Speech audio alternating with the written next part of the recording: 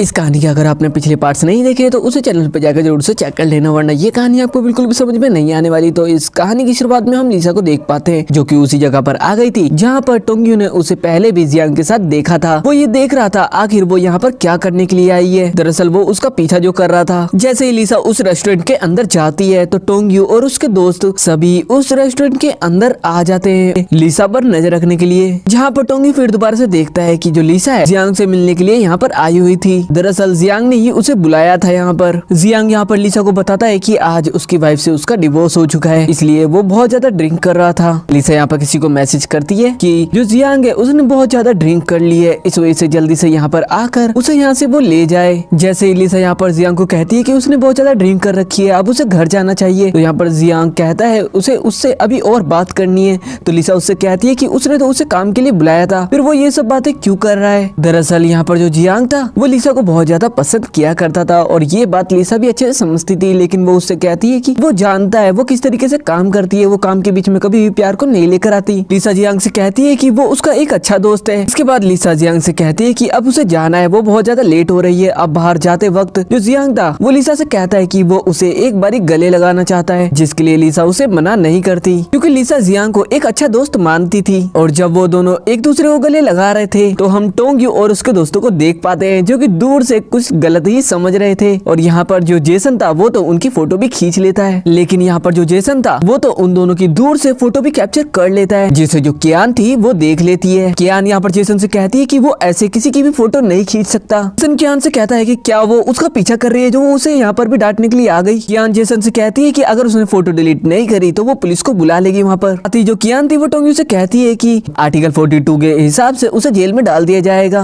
इसके लिए उसे 5 दिन तक जेल में तो रखा ही जाएगा, ऊपर से 500 युआन का जुर्माना भी लगेगा उसे। टोंग्यू कियान से कहता है कि उसने तो ऐसी कोई फोटो ली नहीं है, वो तो सिर्फ नेचर की फोटो ले रहा था। लेकिन कियान यहाँ पर बेवकूफ थोड़ी ना थी, उसने तो साफ साफ देखा था, इस वजह से वो टोंग्यू से कहती है उसने अपनी आंखों से देखा है उसे फोटो खींचते हुए। यहाँ पर जो कियान थी वो टोंग्यू और उसके दोस्तों से बात कर ही रही थी फोटो डिलीट करने के लिए कि तभी वहाँ पर लिसा भी आ जाती है। कियान यहाँ पर लिसा से कहती है कि उसने इन चारों को देखा है, वो उसकी फोटो ले रहे थे, वो भी छुप कर। लिसा टोंग्यू से कहती है क्या वो उसका पीछा कर रहा था। टोंग्यू यहाँ पर कहता है कि वो तो सिर्फ अपने दोस्तों के साथ ड्रिंक करने के लिए आया था वहाँ पर। लिसा टोंग्यू से कहती है कि वो कुछ गलत करने के लिए यहाँ पर नहीं आई थी। तो टोंग्यू उससे कहता है कि उसने देखा दूर से वो कैसे गले लगा रही थी उसे। तो यहाँ पर जो लिसा थी वो उससे कहती है कि ऐसे तो वो भी उसके साथ सो गया था बिस्तर पर, तो क्या उसने गलत कर दिया। इन सब की बातें यहाँ पर चली रही थी कि तभी वहाँ पर गुओ भी आ जाता है और गुओ जैसे ही लिसा को देखता है वो तेजी से कहता है कि तुम यहाँ पर क्या कर रही। दरअसल लिसा और गुओ यूनिवर्सिटी के बहुत अच्छे फ्रेंड्स थे जो कि बहुत सालों बाद एक दूसरे को देख रहे थे। दोनों एक दूसरे से मिलकर बहुत ज्यादा खुश थे। यहाँ पर जो गुओ था वो लिसा को प्यार से कैलकुलेटर बुलाया करता था क्योंकि वो अपने कॉलेज टाइम पर मैथ्स में बहुत ज्यादा तेज थी। इसके बाद वापस से सभी रेस्टोरेंट के अंदर आ जाते हैं जहाँ पर टोंग्यू और उसके बाकी दोस्त दूर बैठे हुए थे कियान के साथ। वहीं दूर जो गुओ था वो लिसा के साथ अलग बैठा हुआ था, उससे बातें कर रहा था। वहीं हम टोंग्यू को देख पाते हैं जो कि बहुत ज्यादा जेलस फील कर रहा था। वहीं हम कियान को देख पाते हैं जो कि एक पोस्ट करती है जिसमें उसने एक बेवकूफ इंसान के बारे में लिखा था और वो बेवकूफ इंसान और कोई नहीं बल्कि जेसन था। तभी जेसन मिस नॉट डेटिंग का पोस्ट देखता है। दरअसल मिस नॉट डेटिंग और कोई नहीं बल्कि कियान ही थी। और जैसे ही जेसन उसका पोस्ट देखता है वो तो बहुत ज्यादा खुश हो जाता है क्योंकि वो उसका बहुत बड़ा फैन था, जबकि वो उसके साइड में बैठी हुई। लेकिन जेसन वहाँ पर बैठा बैठा कियान से झगड़ा किए जा रहा था। यहाँ पर कियान जेसन से कहती है कि वो क्या बड़बड़ा रहा है। जेसन कियान से कहता है कि वो इस वक्त दुनिया की सबसे ब्यूटीफुल लड़की का पोस्ट देख रहा है। कियान अपने मन के अंदर कहती है कि वो तो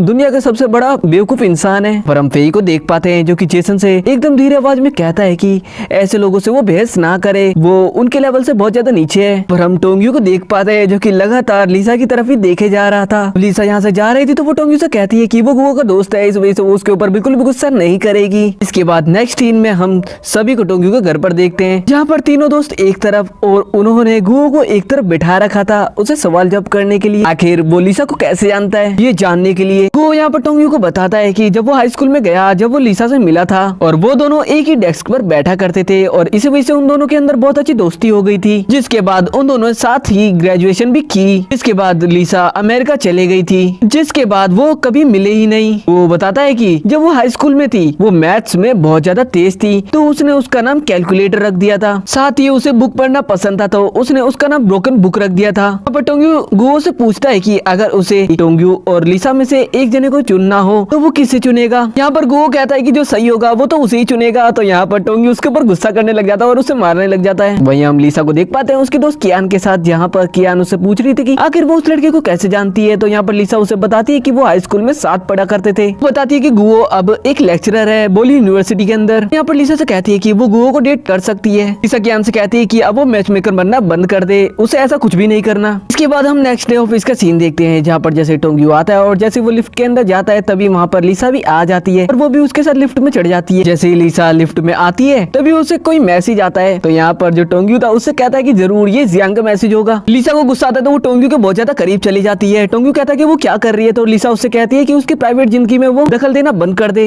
लिसा यहाँ पर उससे कहती है कि उसे उसके अंदर बिल्कुल भी दिलचस्पी नहीं है। लिसा कहती है कि लगता है अब पहले जैसा ही हो गया है जैसे वो बारिश के दिन से पहले था। इसके बाद हम जेसन की फ्रेंड जियाओ को देख पाते हैं, जो कि वहाँ के मैनेजर के साथ बहुत ज्यादा क्लोज आ रही थी और ये सब दूर खड़ा जेसन भी देख लेता है, जिसे बहुत ज्यादा अजीब लग रहा था। उसे लग रहा था कि मैनेजर उसे छेड़ रहा है। जैसे ही जेसन उनके पास आता है तो वो जो मैनेजर था वो दूर हो जाता है। दरअसल यहाँ पर जो मैनेजर था वो जियाओ को वहाँ का काम समझा रहा था, लेकिन जेसन को तो ये गलत लगता है तो वो मैनेजर से ही लड़ाई करने लग जाता है। कि तभी वहाँ पर युग से जो वहाँ की सीनियर मैनेजर थी वो वहाँ पर आती है और वो जेसन और जियाओ से कहती है कि वो उसके ऑफिस में आए, जहाँ पर बुलाने के बाद वो उन दोनों को बहुत ज्यादा डांटती है और उनसे कहती है कि ये जो गर्लफ्रेंड और बॉयफ्रेंड बनना है ये लोग वो बाहर करे, यहाँ पर सिर्फ वो काम के लिए आते हैं तो वो सिर्फ काम करें। इसके बाद बाहर आने के बाद जियाओ फिर दोबारा से बहुत ज्यादा मासूम बनने की कोशिश करती है और कहती है जेसन से कि उसी की गलती है, वो उसे माफ कर दे। जिसके बाद हम गुओ को देख पाते हैं, जो कि दोबारा से लिसा से मिलने के लिए एक रेस्टोरेंट के अंदर आया हुआ था। यहाँ पर जो गुओ था वो लिसा से बात करते हुए उससे कहता है कि पहले के दिन कितने ज्यादा अच्छे थे, लेकिन अब उसे ऐसा लग रहा है जैसे वो धीरे धीरे बहुत ज्यादा बूढ़ा होता जा रहा है। लेकिन लिसा गुओ से कहती है कि वो तो अभी भी बहुत ज्यादा अच्छा दिखता है। दरअसल गुओ यहाँ पर टोंग्यू के साथ झगड़ा सुलझाने के लिए आया हुआ था। ये बात उसने लिसा से नहीं कही थी कि तभी वहाँ पर टोंग्यू भी पहुंच जाता है। जिसके बाद गुओ जल्दी से टोंग्यू को लिसा के पास लेकर आ जाता है। यहाँ पर तीनों एक साथ बैठ जाते हैं एक ही टेबल पर। पहले तो टोंग्यू उससे बात करना ही नहीं चाहता था, लेकिन गुओ के बार बार बोलने पर वो आ ही जाता है। लेकिन जैसे जैसे इन सब की बातें चलती है वैसे वैसे जो टोंग्यू था और जो लिसा थी दोनों के बीच झगड़ा भी बहुत ज्यादा बढ़ता चले जाता है, जिसे देखकर गुओ सोच रहा था कि उसने तो यहाँ पर झगड़ा सुलझाने के लिए उन्हें बुलाया था, बल्कि यहाँ तो और ज्यादा बात बिगड़ चुकी है। यहाँ पर दोनों काम को लेकर बात कर ही रहे थे तो यहाँ पर लिसा उससे कहती कि 22 दिन और 20 घंटे बचे हुए हैं, वो अपना काम कैसे कंप्लीट करेगा। तो उन दोनों से कह रहा होता है कि वो लड़ाई ना करे। यहाँ पर लिसा टोंग्यू से कहती है कि अगर उसने ये काम पूरा नहीं करा तो उसे रिजाइन देना पड़ेगा उसकी कंपनी से। टोंग्यू यहाँ पर लिसा से कहता है कि उसे ऐसा लगा था वो बहुत अच्छी इंसान है, लेकिन वो गलत सोच रहा था उसके बारे में। जिसके बाद वो यहाँ से गुस्से से उठकर वहाँ से चला जाता है। इसके बाद हम टोंग्यू को देखते हैं, जो कि रात को अपने ऑफिस के अंदर बैठा काम कर रहा था कि तभी वो अपने असिस्टेंट को बुलाता है और उससे कहता है कि उसका खाना कहाँ पर है। तो उसका असिस्टेंट उसे बताता है कि वो जब नीचे गया था तो उसने उसके दोस्त को देखा था जो कि गरम गरम खाना लेकर जा रहा था। तो उसे ऐसा लगा कि वो तो उसी के लिए लेकर आएगा ना, क्योंकि वो उसी का दोस्त है। लेकिन टोंग्यू को पता चलता है कि यहाँ पर जो गुओ था वो लिसा के लिए खाना लेकर आया था, जिससे उसे बहुत ज्यादा बुरा लगता है। असल यहाँ पर जो गुओ था वो तो लिसा और टोंग्यू के झगड़े को सुलझाना चाहता था। वो यहाँ पर चाहता था कि वो दोनों एक अच्छे दोस्त बन जाए और इसी वजह से वो लिसा के पास आया था। जिसके बाद जब वो जा ही रहा था तो उसे जो टोंग्यू था वो दिख जाता है। तो टोंग्यू उससे कहता है कि वो उसकी कार में बैठ सकता है। कार से जाते वक्त टोंग्यू गुओ से कहता है कि वो यहाँ पर क्यों आया था। तो यहाँ पर जो गुओ था वो उससे कहता है कि वो तो बस अपने पुराने दोस्त के लिए खाना लेकर आया था। तो यहाँ पर टोंग्यू उससे कहता है कि क्या वो उसका नया दोस्त है जो वो उसके लिए खाना नहीं लेकर आया। पर टोंग्यू गुओ से बहुत ज्यादा गुस्सा था, लेकिन गुओ को ऐसा लग रहा था जैसे वो नाटक कर रहा है। टोंग्यू गुओ से कहता भी है क्या वो लिसा को डेट कर रहा है। तो यहाँ पर जो गुओ था वो कहता है कि नहीं नहीं ऐसा कुछ भी नहीं है जैसा वो सोच रहा है। तभी यहाँ पर गुओ को लिसा का मैसेज आता है, वो उसे फिल्म देखने के लिए पूछ रही थी। तो यहाँ पर जो गुओ था वो टोंग्यू से पूछता है कि क्या वो उसके साथ चलेगा। तो यहाँ पर टोंग्यू कहता है कि उसे काम करना है, इस वजह से वो जा सकता है। जिसके बाद जो गुओ था वो मैसेज में लिसा से बात करने लग जाता है। यहाँ पर हम टोंग्यू को देख पाते हैं बहुत ही शांत। उसकी वॉइस ओवर हमें बताती है कि जो गुओ है वो उसका बहुत अच्छा दोस्त है और उसे खुश देखकर उसे भी बहुत ज्यादा अच्छा लग रहा है, लेकिन पता नहीं क्यों वो आज अंदर से दुखी है। इसके बाद घर आकर जो टोंग्यू था अपने दोनों दोस्तों को ये सारी बातें बता देता है। यहाँ पर जेसन और फेई को भी गुओ की ये सारी बातें अच्छी नहीं लगती कि वो कैसे उसके साथ जा सकता है और वो उसके लिए खाना भी लेकर आया था। ये तो सच में एक धोखेबाजी है। यहाँ पर जो फेई था वो कहता है कि गुओ का अभी अभी ब्रेकअप हुआ है, उसकी गर्लफ्रेंड की शादी हुई है, इस वजह से वो थोड़ा दुखी है। अब उसे जैसे ही लिसा मिली है तो वो उसे अपनी गर्लफ्रेंड बनाना चाहता है। हमें उसका ध्यान भटकाना पड़ेगा, उसकी तरफ किसी और लड़की को भेजना पड़ेगा। दरअसल वो तो यहाँ पर एक प्लान बना रहा था। जिसके बाद जो फेई था वो कोई को मैसेज कर देता है गुओ के साथ फिल्म देखने जाने के लिए। जिसके बाद हम थिएटर का सीन देखते हैं, जहाँ पर हम देख पाते हैं कि जो गुओ था वो लिसा के साथ वहाँ पर आया हुआ था। तभी वो देखता है कि कोई भी वहाँ पर आई हुई थी और दोनों उसके पास ही बैठी हुई थी। गुओ के एक तरफ लिसा बैठी हुई थी तो दूसरी तरफ कोई बैठी हुई थी। वहीं तीनों दोस्त पीछे बैठकर मजे ले रहे थे उसके। इसके बाद जब गुओ घर पर आता है तो